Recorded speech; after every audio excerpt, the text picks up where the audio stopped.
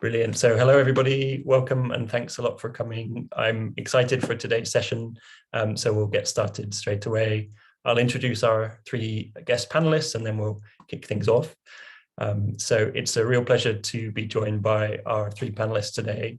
Paty Romero Lankao is a distinguished research scientist at the National Renewable Energy Lab in Colorado and also a research fellow at the University of Chicago. She was a lead author in the IPCC's recent Working Group III report, that's Assessment Report 6, and she also contributed to the 4th and 5th assessment reports as well. And her work primarily focuses on the crucial intersections among energy and water systems, mobility, and the built environment in cities across the world. So Paty, thanks for coming. We also have Vaibhav Chaturvedi, who is a fellow at the Council on Energy, Environment and Water in New Delhi. He is an economist researching energy and climate change mitigation policy issues, especially those impacting India, and using the integrated assessment modeling frameworks.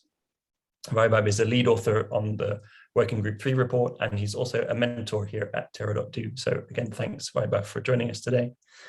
And finally, Jess Britton is a research fellow at the UK Energy Research Centre in Edinburgh. She's an interdisciplinary social scientist who specialises in the policy and practices of energy system change, particularly in the relation to the role of city and regional actors, new business models and devolution. And Jess was a contributing author on the Working Group III report. So again, thank you, Jess, for joining us.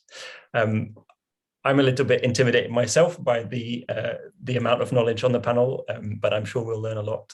So we're going to ask each of the panelists to talk a little bit about their work, and then we'll have time for Q&A towards the end. And that will be through Slido, and I'll share a link in the chat in a moment. But that's enough for me. So let's start by asking Paty to talk about her work on the Working Group III report and any particular thoughts about climate mitigation, especially in the USA. So over to you, Paty. Thank you so much.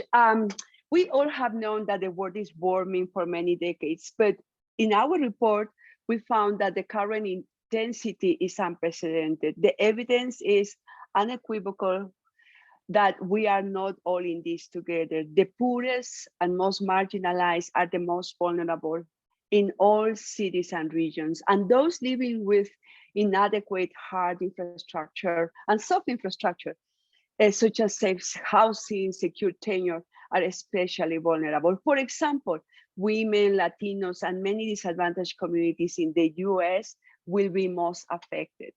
Since the last report, we are seeing significant increases in losses, impacting lives, homes, income, our families, and our assets through an increase in single events like heat, compound events like a heat wave exacerbating air pollution to impact people, and cascade events, where, for example, a storm triggers power blackouts affecting the quality of food, energy, and water, and our daily activities. So in this context, what the Working Group III shows about the pathways remaining for humanity to meet the 1.5 centigrade warming goal? Many available cost-effective and affordable solutions exist to reduce emissions in transport, industry, buildings, land use, and our daily activities. For instance, since 2010, the cost of solar and wind energy and batteries have decreased, and there have been increases in capacity installed. In 2019, solar and wind accounted for 2/3 of new electricity capacity installed. The transportation sector is ripe for widespread electrification and for use of alternative fuels such as biofuels and hydrogen in those harder to decarbonize subsectors such as aviation and heavy vehicles. The homes of many families can benefit from access to affordable rooftop solar, heat pumps, electric stoves, and devices that help improve energy efficiency and human health while reducing emissions. So I was part of the chapter focused on policies and institutions. And what I could share with you about this chapter. I mean, I could share a lot, but just the good news is that there is increased evidence of climate mitigation policy and action, even in the US.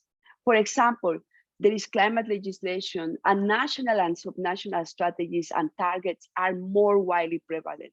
We found that direct climate legislation had been passed in 46 countries of the 194 studied, covering 44% of emissions in 2017.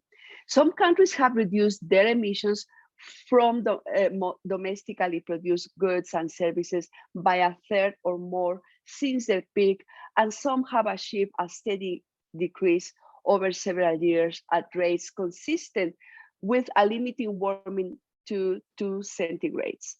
Subnational and city actors, the ones I work mostly with, are playing a growing role in energy transitions and climate mitigation policies, ensuring that local concerns such as health, cost, affordability, burdens, and equity are factored into decision making.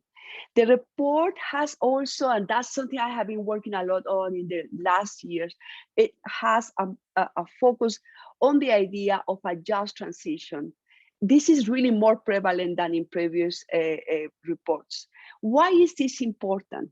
Well, first, many countries and regions already recognize the inequalities associated with the distribution of emissions and the impacts of policies. For instance, developed countries with 16% of the world's population emitted more than a quarter of the global emissions in 2019, while the least developed countries with a similar proportion of the population emitted only 3%. But this is not only a country divide, this is also a people divide, right? Globally, the richest 10% households contribute about between 34 and 45% of global greenhouse gas emissions, while the bottom 50% only contributes less than 15%. We recognize the importance of social acceptance of actions and policies to transition away from fossil fuels to wind, solar, and other renewables.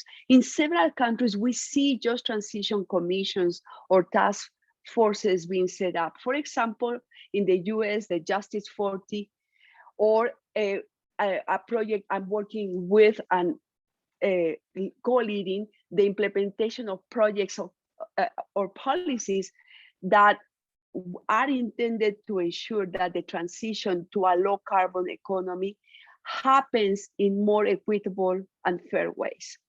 And we know that when done with a justice perspective, reducing emissions and adapting to climate change can contribute to ending poverty and hunger, improving health and well-being, providing clean energy and water, empowering us to live our lives with dignity, and protecting nature. Some examples that we discuss in this report and present very thoroughly in this report. Electrification using renewables combined with providing options for people to use public transport can improve health, employment opportunities, and equity. I think that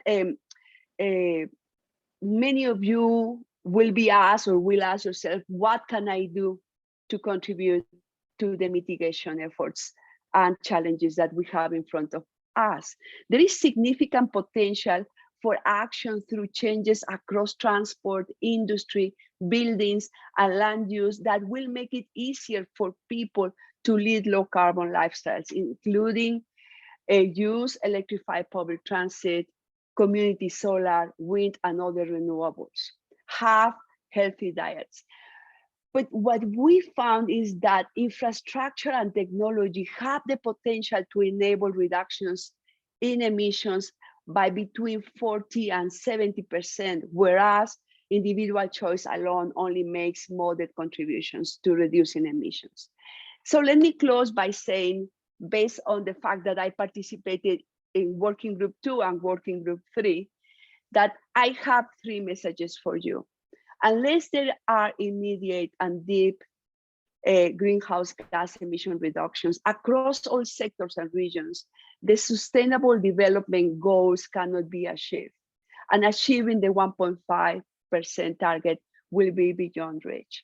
These actions also need to consider the need to reduce risk and enhance resiliency to heat waves, floods, and other extremes. And these actions need to foster equity and inclusion in access to decisions, investments, benefits. And we need to make sure that the poor stop being the ones who bear the negative impacts of our current development pathways. So this is all what I have to say. Thank you. Fantastic. Thanks a lot, Paty, for getting us started. We'll go through all the panelists before we go to questions. And folks, I've put in the chat box there a link to Slido where you can start to submit questions and vote them up and down as well. And we'll moderate that in the second part of the session. We'll come to Vaibhav next. And my apologies, I misspoke and said that Vaibhav was a contributing author, but he was actually a reviewing editor. So apologies for getting that wrong, Vaibhav. We'd love to hear from you talking about how you were involved in the report and bringing your perspective from India as well to anything that stands out as different over there. Thank you, Liam, and thank you for giving me this opportunity. I think just building on what Paty has already said, and some very important messages, that the report says that between 2019 and 2030, emissions need to be almost halved, right? And in fact, this message is very similar to what the 2018 1.5 degree C report also talked about, right? But what has happened in the last 4 years? The report also notes that even after the 2018 report, which also emphasized this, emissions have actually increased in the last 4 years, right? And this is also the trajectory on which we are on. We are seeing increasing emissions, total global emissions. So the report is unequivocal in saying that this is a crisis and this is an emergency, because the impacts of climate change that we are already facing, we are seeing the non-linearity is already kicking. So it is going to be kind of a scary world, like 20 years from now, if we continue to be on this trajectory. So definitely deep mitigation cuts are absolutely important. But what is happening on the policy front? I think just going beyond the IPCC, because you also said, to bring the Indian perspective, what is really happening in practice, right? So the government of India and the Prime Minister in Glasgow announced something called, net zero. Many of you would be aware about the net zero targets by now.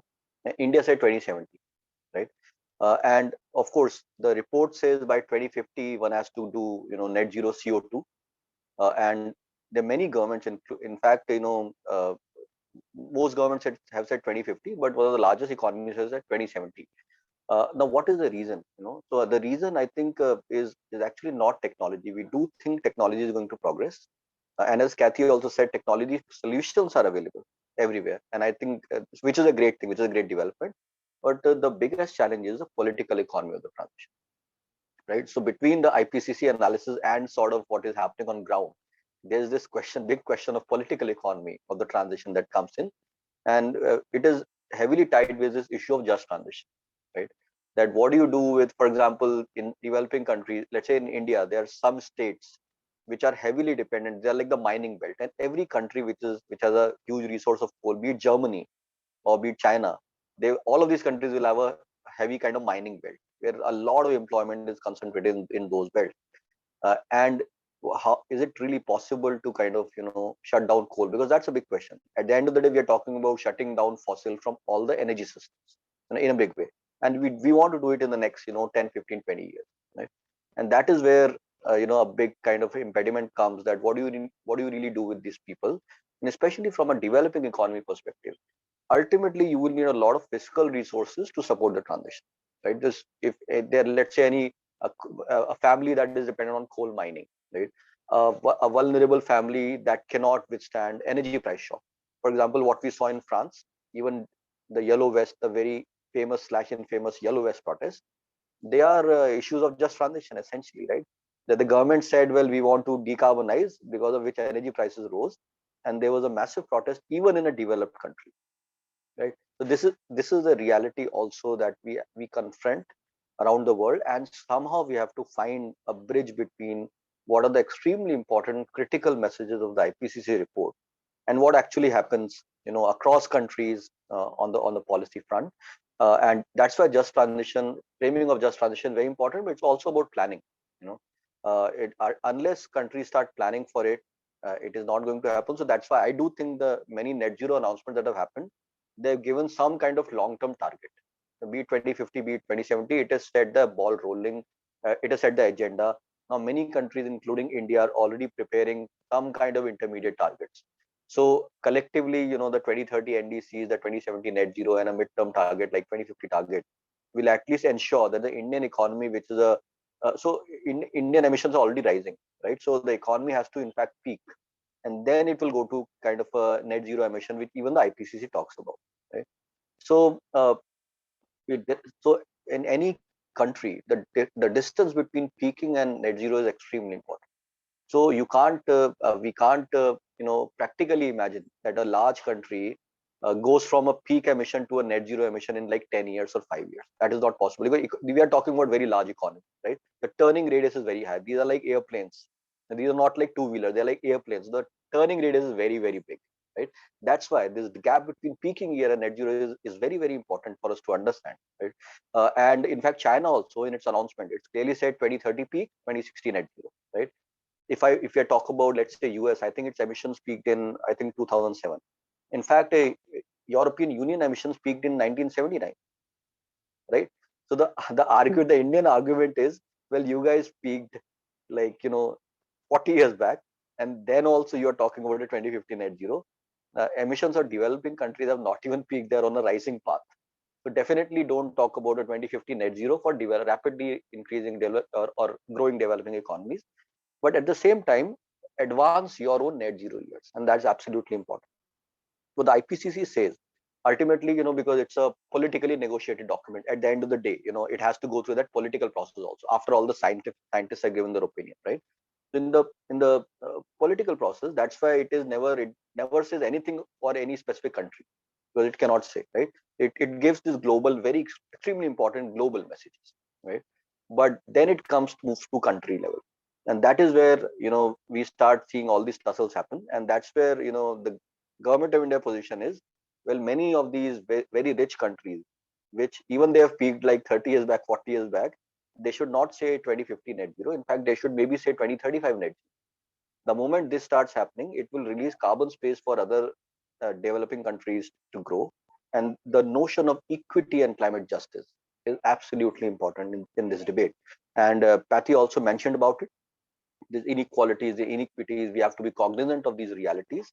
So moving from IPCC, which talks about these global kind of messages, the moment we step into the kind of a national level scenario assessments and analysis, then we have to really confront these issues of equity, the issues of political economy of the transition, and the issue of fiscal space that is available to the governments to kind of aid this transition. And it could be, coal dependent communities, it could be finance. Finance is a very big issue. Availability of low cost finance is absolutely critical. But if you look at the financial markets, the whole system, the money actually circulates in the global north, and the growth and projects are actually in the global south. If you look at the future growth rate, so that's where it is. In the global south is where it is growing very, very fast, but the low cost finance is not available. The low cost finance is available in the global north because of risk premiums associated with the developing countries and all. So of course there are many such practical issues. When we want to understand these debates in much more greater detail, we look at IPCC assessments, but we also then look at couple these with national assessments and national positions to better understand how we can really accelerate the transition and move from what the IPCC's very important critical messages are to on-ground implementation at the national level, working with the national government. And that's the kind of work I mean many of us do at the national level. But this is where I will stop. Happy to answer any question. Thank you. Excellent. Thanks a lot, Vaibhav. Really helpful. And one of my follow-ups will dig into some of what you started to discuss there. Let's hear from Jess now, and offering maybe a bit of a European or UK angle on some of the work of the report, but also your experience as a contributing author as well. So over to you, Jess. Great, thanks very much, and really nice to join you all today. I think a lot of my comments will kind of align with the things that Paty and Vaibhav were saying, really. So I was a contributing author on chapter 13, which was national and subnational policies and institutions.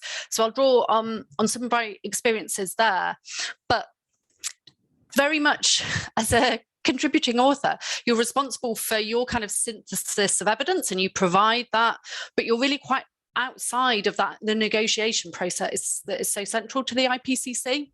So I'm also going to draw on some of the insights that Professor Catherine Mitchell, who I've worked with over the last kind of 10 years or so, has shared with me over the years as both a coordinating lead author and a lead author for AR5 and 6 and various special reports as well. So I was going to kind of split my comments to say a little bit about the IPCC process, because I think it is fascinating, and then a little bit about what I see to be some of the kind of key themes, including the chapter I was involved in, and then a little bit more on the current energy price crisis that's particularly being experienced in Europe and how that might influence things as well. So on the IPCC process, my view is that it's an amazing and quite a unique undertaking to try and integrate kind of scientific and political processes. But because of that, it's not an unproblematic process. And there's two kind of core reasons for that. One, that it assesses the global science based on published papers, and the long timescales in publishing academic papers and the long timescales of IPCC reports means that it's actually quite difficult to use the most up-to-date science. And I'd also say the kind of complex and prolonged political negotiation processes that are incorporated into the IPCC inevitably lead to compromises on statements and key conclusions. And we saw that in some of the negotiations around the veto power of oil and gas states, challenges around statements on coal phase out and on fossil fuel subsidies. But I think that also means that the key messages that are agreed are actually really powerful statements of consensus. And kind of echoing what's already been said, there were some really stark messages about the need to scale up action and the fact that current policies and emissions trajectories are not sufficient to meet 1.5 degrees, particularly lack of progress on the fact that we need a moratorium on new oil and gas exploration, and some very interesting conclusions around the role of incumbents and lobbying and in opposing action. And that was new. In comparison to previous IPCC reports. Also, as has been mentioned, there was discussion of the kind of staggering falls in costs in deploying renewables over recent decades, in most locations around the world to below fossil fuel deployment costs, and the importance of electrification of various sources of demand, particularly heat and transport going forward, in achieving deep decarbonisation. One of the really valuable inclusions, I think, in this report was a chapter on the demand side, really significant because it kind of allows that consideration of inequality and the impact of status consumption. So recognising that some countries need increased consumption for well-being, but in many countries that is not the case. And as already mentioned by Paty, the emphasis was really on the role of the world's wealthy in emissions, with well over a third of emissions from the top 10% of households. And within that discussion of demand and elsewhere in the report was the first references to degrowth, which, given that this is a kind of global political process, I think is very significant that even that language got into the report. So, you know, emphasising that GDP and economic growth are poor metrics of human well-being, and the fact that there's existing demand reduction technologies to reduce demand by 50% without the use of carbon capture and storage or negative emissions technologies outside of nature-based solutions. On the chapter I was involved in, so national and subnational policies and institutions, there was a lot of emphasis on the role of formal institutions as a kind of legal basis for action. So that can be through a range of measures, but particularly climate laws and independent bodies to support delivery. So within the UK, as an example, that includes legally binding targets in the Climate Change Act and 5-yearly carbon budgets, and the establishment of an independent advisory body to report and oversee delivery of that, so in the form of the Climate Change Committee. So it really made a clear case for the effectiveness of those sorts of arrangements, and mapped that actually that's becoming a more common way to create a governance structure for climate action. Also emphasis on policy packages and mixes. So a lot of success on individual policy measures and programs, but actually it's when you start bringing together market-based and regulatory policies that you get the most effective action, and also experience some of the challenges. So going on beyond carbon pricing, for example, that might incentivize very effectively low cost mitigation measures, but doesn't address the kind of more complex innovation and technology deployment challenges facing us. The importance of subnational institutions in going further than national policies and partly addressing some of the policy gaps we're seeing is really clearly evidenced, and there's a lot of action at the city and regional level, largely at a voluntary basis currently. And the amount of influence control that municipal and regional governments have around things like land use planning, transport, waste and heat is particularly significant, particularly given that there's been a lot of success in many parts of the country, of the world, particularly in Europe, on decarbonising electricity. Decarbonising heat and transport needs to be far more locally planned and deployed through local infrastructure. And so local planning of that is going to be critical, I think. In terms of things that have kind of developed since the AR6 report was finalised, obviously there's a kind of global energy price crisis that's being experienced, particularly in some European countries. So a combination of factors involving the post-COVID demand increases, but particularly the Russian invasion of Ukraine, that has completely shifted the context for net zero within Europe, I think it's fair to say, and a return to this emphasis on security of supply that we haven't seen for probably, almost a decade or so. And obviously those challenges cover oil and gas, but in Europe there's particular emphasis on gas because of difficulties in pivoting supply to alternative sources due to pipeline infrastructure. And we can see kind of different responses across Europe or between the EU and UK specifically. So as an example, within the UK, there's a regulated price cap on what retail prices that can be charged to householders. That's already increased by over 50% this April, and is set to increase by another 30 to 50% this autumn. So huge increases that everyday people in the UK and in other European countries are experiencing, within a wider cost of living crisis, with energy prices being a significant driver of that wider cost of living crisis and inflationary pressures. And the forecast is that 1 in 4 people in the UK will be living in UK defined poverty in 2023. And I think how you address this kind of broader fundamental need for a just transition and a focus on development, with also this context of a refocusing on energy prices and security in many European and North American countries, and how that impacts on delivering net zero. I think in the UK, the energy security strategy, which is the most recent kind of approach to both energy security and net zero, has got really ambitious targets for offshore wind, which will deliver a huge proportion of electricity in the near term by 2030, but it also commits to a new generation of nuclear power. It has a complete lack of action on demand and energy efficiency, and it also emphasises maximising indigenous reserves of fossil fuels, particularly gas in the North Sea. The EU Fit for 55 package rather, takes a slightly different approach, far more focused on efficiency and accelerating renewables. Many people argue that an EU target of a 55% reduction in greenhouse gas emissions by 2030 is not compatible with 1.5 degrees, and it should be going further. But it does include this efficiency first principle, which is setting targets around energy efficiency and building renovation targets. So far more kind of playing into that focus on demand that's in chapter 5 of the IPCC report. So I guess my kind of concluding comments, I would say, is that the AR6 report has some very stark conclusions around current emissions trends and the scale of action that needs to be shifted to change those trajectories.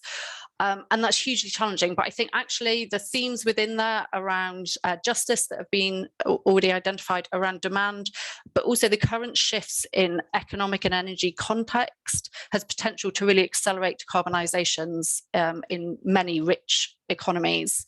As I say, electricity decarbonisation is largely a success story so far.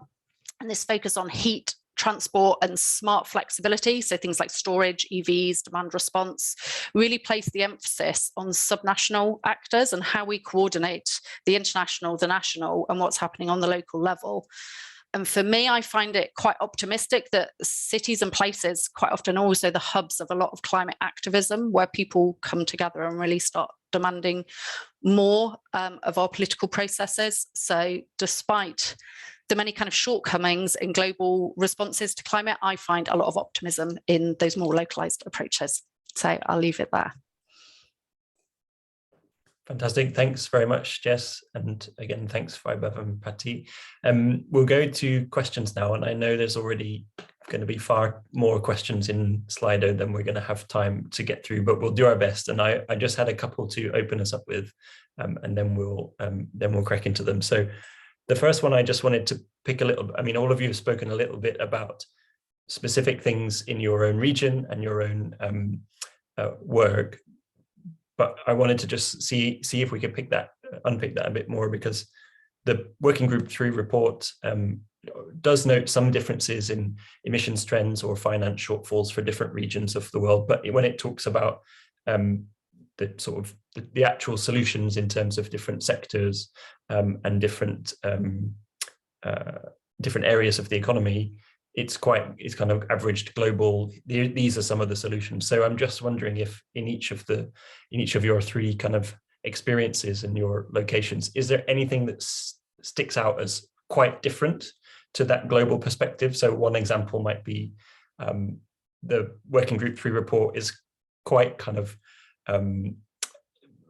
it's not super excited about hydrogen, for example. It mentions it, but it doesn't sort of throw everything at it. But there might be some nations around the world that are really going for hydrogen as an energy storage mechanism, or something like that, where there are other regions that are really going after nuclear power or something like that. So anything in your context that sticks out as particularly different, I'd be interested to hear. So let's go in the same order we went before. So Paty, then Vaibhav, then Jess, please. Well, I'm glad you are pointing to that, and I'm also glad that Jess referred to to how hopeful she is about the local and the city and the state, because I am too. I'm just so tired of the global conversations. We are working with the city of Los Angeles. They said not only to be carbon neutral by 2035, but through pressure of civil society organizations and leaders, we are involved in a process whereby we are engaging with communities who are informing our efforts. The goal being to make sure that this transition does not continue to be business as usual, meaning, we will just focus on targets, whether there are winners and losers, who cares?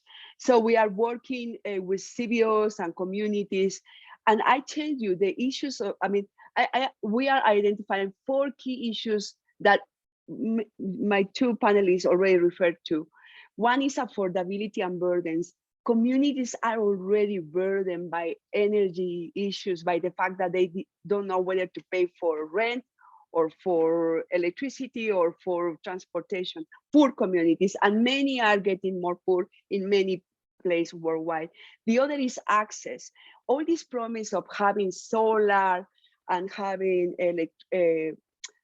electric mobility, etc., are faced with challenges. For instance, you want to have solar. Many roofs are old. Many households are renters. So how do you crystallize that? You need to work with them to make sure you create community solar, you have solar in public spaces, etc., and that you reach to renters. So that's the other issue. The other is health and resiliency. We need to create this to work on this transition, and at the same time make sure that the hard and the soft infrastructures we have are climate proof. And by that I mean not only having nice protections against sea level or floods. I'm talking about reaching out to people, meeting people where they are, and making sure they are able to go through the paperwork to get access to subsidies, etc. So there is a lot that these communities are telling us that I am really like, wow, I'm humbled by the challenge. And the other issue that is I'm sorry, my Indian colleague commented, is the issue of how to transition away from carbon and make sure those workers that were working in the coal industry, in the auto industry, are trained, are empowered to pursue career opportunities in the new economy. So these are 4 areas that we are identifying. And again, I mean, the issue of how is something that IPCC is not addressing, and we need to address it on the ground. How do we do it? What instruments are more appropriate for what communities and what places? And there are many other questions more, but with this I stop because I get excited and I need to let my colleagues also talk. Great, so I can come in, Liam here. Thank you, Paty, for very interesting comments. So 2 things that come to my mind, Liam, as response to your question. One is about your question is about tech diffusion, essentially, right? So I think tech diffusion is actually not that big of an issue. So like, for example, if there is any electric car technology developed, it will be diffusing across the world. These are private companies, they actually bring technologies very fast to many other regions of the world, which has been the experience, right? The same for the industrial sector. If there are certain technologies that are developed, the private sector will find a way to get these technologies to different regions. So I think tech diffusion, so tech strategies might be different at the country level. Tech strategies are defined by whatever resources you have. For example, India has a lot of solar resource rather than wind resource, and solar based hydrogen is being really discussed and talked a lot about, and there is also a national hydrogen mission. So now that's a tech strategy, right? Now, many other countries might not be having a hydrogen focused strategy because of maybe the kind of resources they have and something like that. So tech strategies might differ across countries, but tech diffusion will happen for at least the big, most important technology. So I don't think tech diffusion is that big an issue. I think on the issue of city level, I think this is a very interesting point. Because in developing countries, the institutional capacities at the city level are almost non-existent, right? So very interestingly, in India, if you see a low carbon city or a net zero city being announced, the announcement is not done by the municipal commissioner of the city. The announcement is being done by the environment minister of the state, right? Because state is where the power is. So even if you have city level targets and all that, it is being kind of driven by the top leader of the state rather than actors at the city level, right? That is exactly the issue of institutional capacity. Many developing countries, if you see around the world, at the city level, they will not have institutional capacity. So at the end of the day, what is the most important unit where action will happen will end up being states. So these are very big regions in themselves. For example, in India, there will be very big states, and it is the state level actors and decision makers who will drive a lot of change rather than at the city level. So the issue of institutional capacity is absolutely important, and we need to invest. And it is a very long term process. It is being impacted by many things, but there has to be a plan around it, and that's what I will end. We have to think in a very methodical and structured way about institutional capacities at many different levels across countries. I probably haven't got a huge amount to add other than entirely agreeing with both Paty and Vaibhav's comments on that. And I think that idea of there being kind of common themes in terms of things around kind of justice, adaptation, skills, infrastructure, as well as common kind of technology pathways, I entirely agree with. I think there's kind of nuance within that. So we see technologies like offshore wind, for example, being deployed more extensively in some places than others. So the UK being a place where offshore wind's got a very significant role. Likewise, solar is being deployed, particularly in North Africa. I think there's a really interesting agenda, given the current price crisis, around potential for kind of neo-colonial approaches to that solar deployment and new grid connections from Morocco under the sea up to northwestern Europe. I'd also say that kind of nuance and approaches is a good thing for learning as well. So, for example, kind of phasing out of coal in electricity generation has progressed at different speeds in different parts of the countries. The UK has largely got coal out of electricity generation. It's come back a little bit recently with prices, but largely out and regulated out. Other countries are progressing that. So Germany, for example, is a more kind of complex point in doing that progression, but is learning a lot about the kind of justice implications domestically of doing that in terms of jobs and kind of reparations, and how you do that really complex thing of thinking, well, okay, if there's an impact of shifting employment around from sectors, how do you redeploy those people and reskill them, but also have a kind of reparation process that isn't just moving funding to fossil fuel industries in a really counterproductive way? And I think that learning potentially will then be useful to other areas of the world going forward as well. Excellent, thank you all. Just before we go into the Slido, and actually it kind of maybe opens up some of them as well, I'm going to ask a question that gets into politics, I suppose, and you've all mentioned it in different ways. I think there's nothing especially new about the contents of the Working Group III report, of course, because it's based on all the research that's been done before, you know, switching to renewable energy, stopping deforestation, plant-based diets, changing urban mobility, electrifying buildings, and the just transition. All of these things have been talked about for a while by climate scientists, researchers, and campaigners. And although most people around the world, when surveyed, would say they are concerned about climate change, my sense is that most people, and certainly most politicians, especially the ones in power, don't fully understand the scale of the problem, the urgency of action required, or the colossal changes that are needed, or they're not bought into that. Would you say this is a fair assessment? And is there any kind of resentment within the IPCC community that they've done all this work and people aren't really listening to them? Does that ever come up? Let's go reverse order this time. Jess, Vaibhav, and Paty. Well, I can't speak for frustrations of other authors, but I guess I don't see the role of the IPCC as necessarily doing anything new. It's about how you negotiate their kind of scientific and political consensus.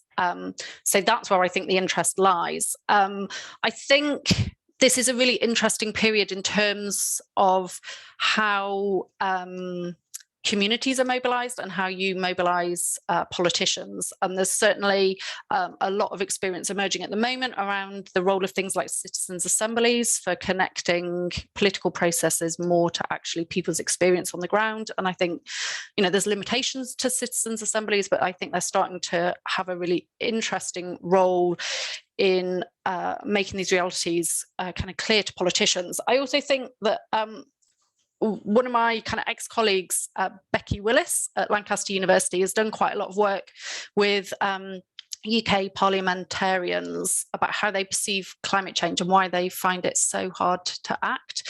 And actually, her research indicates that it's not that they don't understand the issues or want to act, it's challenges with operating within the political system that do that. So they just don't think they're going to be able to develop political capital from acting on climate.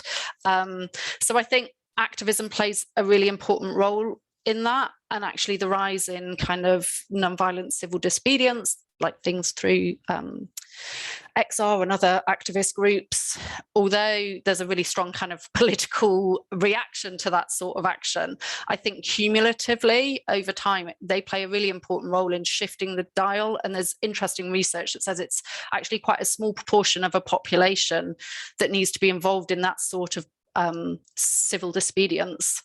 to really shift a debate, and for that the asks of those sorts of activists to become successful in the long term. So for me, activism has a really important role in shifting the political debate. Yeah.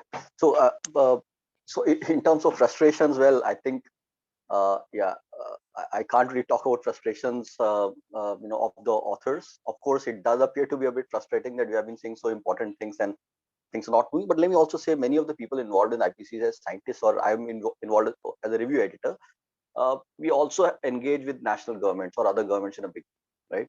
So it's like one is this scientific process, the other is this engagement. So this in the sense we have a sense of realism also, so to speak. So the IPCC is saying what is needed to be done, right? It's like for 1.5 degrees C, this is what you need to, right? And the moment you engage, like 2050 net zero, right? The moment I engage with the Indian government and all the stakeholders, I know, well, I mean, this is a long call. Don't even talk about 2050. It doesn't make any sense given the state of the economy, right? So there is some kind of realism in the sense when you keep on interacting with other stakeholders, which are, policy stakeholders or industrial leaders in the private sector. So in the sense, that, well, these are the important findings of the report. How will these be perceived and what will happen? In all likelihood, the only thing we can do is start sort of informing the government and trying to the role of government is shaping the agenda, in the sense giving a direction to the private sector. Ultimately it is going to be markets that deliver in a big way. The role of the government is to create those framework, create those incentive structures within which the private sector starts moving in. So essentially a lot of politics is about allocating resources, and I think that's where it kind of messes up. It's because the allocation of fiscal resources is never that straightforward, because you've got competing resources, right? The question, in fact, in the US, as we know, President Biden's one of the most important agenda was climate, right? But very recently, the bill was not, I think, not passed in the parliament because it was, I think, what his side was saying, it is X billion dollars is the fiscal investment required. The other side, Republicans, were saying, no, we agree with X minus 2. We don't agree with X, or something like that, right? So it was just because of this fiscal allocation, the money that was required, because they thought, well, if you allocate this kind of money, it will create havoc for the American economy. So the notion of economic cost is very real, and the notion of fiscal resources that you need to allocate for this kind of a newly emerging agenda, climate agenda, these are very, very real notions in politics. And that is where it hits, because it's like Indian government will say, I don't have that kind of money to really invest in solar. I know the importance, I just don't want to invest in this. I would rather my priority is education, health, and water resources and all those kinds of things, right, rather than climate at this stage, though I understand the importance. So as I said, these are real trade-offs that politicians have to face, and in these real trade-offs, till now, the emergency that IPCC has been declaring, last report was also like this one also like that emergency is not being reflected in the choices made at the political level, because maybe these are difficult choices. Yeah.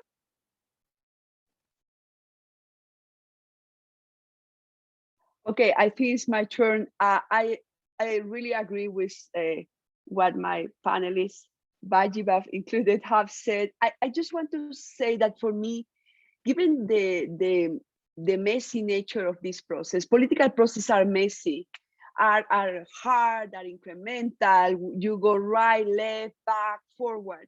So given that, I think that besides social mobilization, through coalition building, we can also create, counter narratives and also mobilize to make sure that our efforts go beyond a techno market-driven approach to solving the issue. With this, I mean, we cannot use market mechanisms to solve problems that were created by market mechanisms. That's one thing I want to say. The other thing, and this is a comment I saw here, which I really agree with.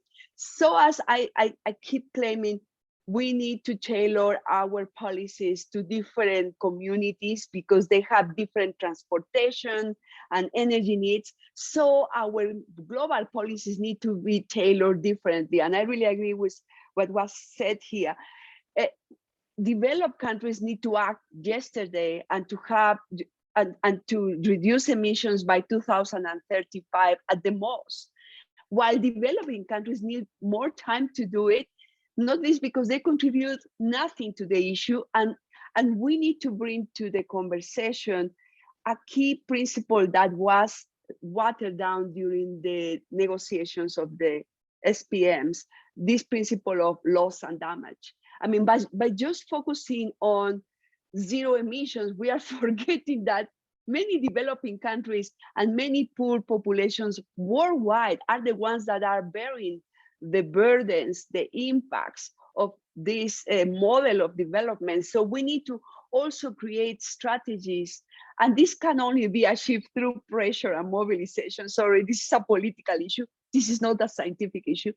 We need to have strategies that are tailored to the needs of those that have suffered the most. And again, this is not only a country divide, this is a socioeconomic status group divide, and we need to really tailor our policies to address these different constituencies. And again, I agree with my panelists. This is a political process that requires mobilization, coalition building, and not only technical, beautiful projects that, you know, lay out the market mechanisms, etc. We need more than market mechanisms here. Excellent, thank you. Thanks all three of you. It's got 7 minutes left, so I'm just going to see if we can do some kind of rapid fire questions from the Slido Q&A.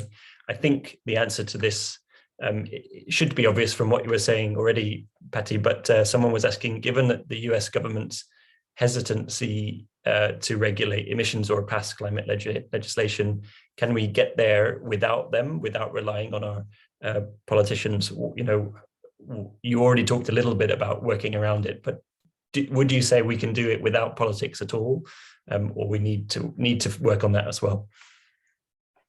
Well, I mean, I'm part of the National Academy's project that was waiting for the Biden administration to be able to launch this huge package, right, bill with lots of money devoted to the green economy, etc. And it has been Republicans who have said, no, no way, Republicans and 2 Democrats. So to your question, this is a political battle, and we need to fight it politically, not only scientifically. Of course, I'm an academic, but I'm also a citizen. So I'm saying, you know, I'm using my 2 hats.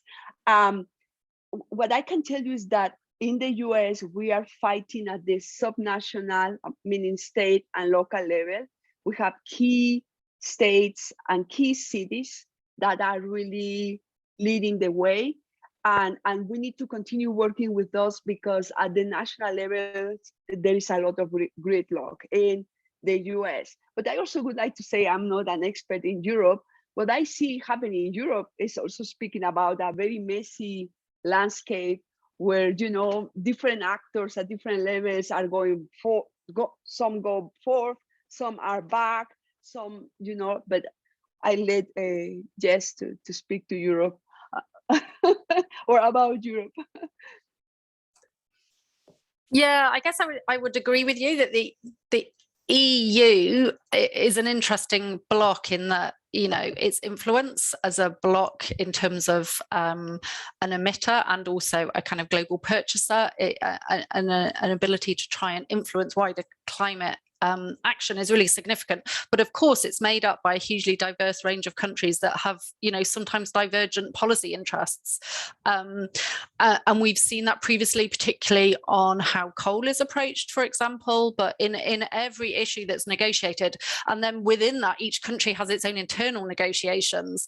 But I think that, you know, just having those structures in place to enforce those messy and complicated negotiations is hugely important. You know, they don't go away if you don't have those structures to bring people together. And I'd say the UK, as being outside of the European Union now, is an interesting example in that it's one of the most centralised states. It has a relatively strong legal framework from the top that I mentioned through the Climate Change Act, but nothing underneath that in terms of kind of frameworks and structures, really. So we have no regional governance level, there's no powers held at the state level as well. So I think it's how you create structures between countries, but then also between kind of scales within those countries to create frameworks for action that kind of force those complex political negotiations to take place. Yeah, if I can come in here, yeah. Sure. Yeah, so I think on this issue, on this question of engaging with the governments versus the private sector or subnational actors or non-state actors, so to speak, I think not engaging with the government is actually not an option at all.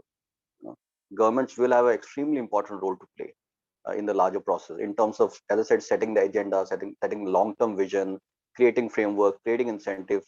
So not engaging with the governments, even though the political process we know is very messy, but still for many of us, not engaging with the government is not an option at all. It's extremely important. Ultimately, private sector will deliver on the ground, but it will deliver within a framework and vision set by the government, something like that, right?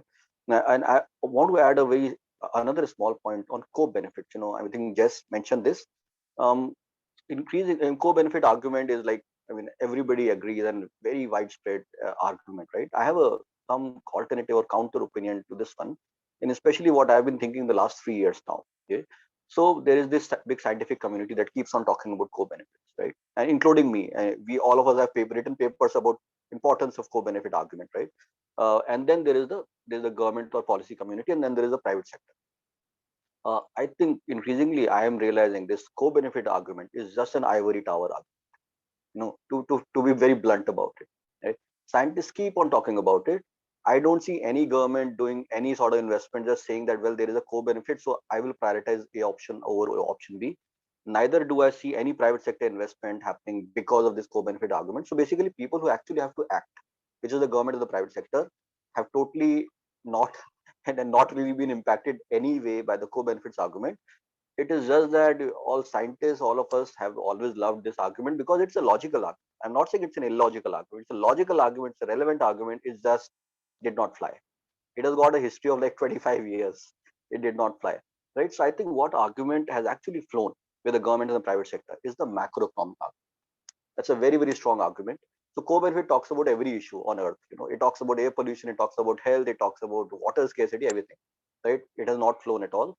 But the moment we talk about macroeconomic benefits, like for example, the choice of solar in India in a big way was driven by the potential for creating a manufacturing sector in the economy for solar manufacturing and creating jobs, right? So now that is flown because that's a macroeconomic benefit argument. The argument of electric vehicles is flying in a big way because, well, India imports almost all of its oil and huge foreign exchange reserves go for meeting that kind of expense. So if we are able to cut down oil imports, another macroeconomic benefit, right? And able to shift to EVs, that's extremely important for the economy. So the core macroeconomic arguments have one kind of handsomely and hands down over this co-benefit argument. And that's just my counter opinion. And now on this co-benefit argument, 10 years back, I've written on this as like one of the most powerful arguments. Now my opinion has completely changed looking at the actual traction this has got on ground. Yeah. Thanks, Vaibhav. That's really interesting to hear that counter perspective. So thank you for that. I'm aware that we are already at time. Amazingly, this has gone very fast, and I want to be as respectful as possible to everyone's time. I just thought I would just tie in a couple of the questions in as we close out. So I know in the chat that Ed was asking about, for example, why the IPCC doesn't come out and say that the rich countries should head to net zero sooner and the developing countries have a bit more breathing space. And in Slido as well, there's questions about why aren't the IPCC recommendations legally binding? And I think all of this is kind of wrapped up in how the IPCC is separate from the COP negotiations process and the history of the failures of the COP negotiations to agree on anything based on those developed and developing countries coming to the table with different perspectives. So I find that that's quite interesting, and folks, if they're interested, could look up our guest talk with Navroz Dubash from a year or so ago, talking about what was different about the Paris COP process, which allowed us to kind of unblock some of that, which I think is of interest to those questions. There's loads more questions in the Slido that I would love to get to, all sorts of things from, you know, whether the technological focus can be considered greenwashing, whether the negative emissions is an option to carry on with business as usual for too long, how the negotiations are going, or how the negotiations happen amongst the writers and the policymakers. So all of that, I would have loved us to have more time for, but we have run out of time. So maybe we'll have you all back again to dig into some of those questions. Maybe if any of you are interested and want to write in responses, we can share those, but obviously no pressure. I just want to say thank you again to the panelists for taking the time. It's really appreciated, and we've really appreciated your insights today. Thanks to everyone else as well for joining, and enjoy the rest of your day. Thanks so much. Bye.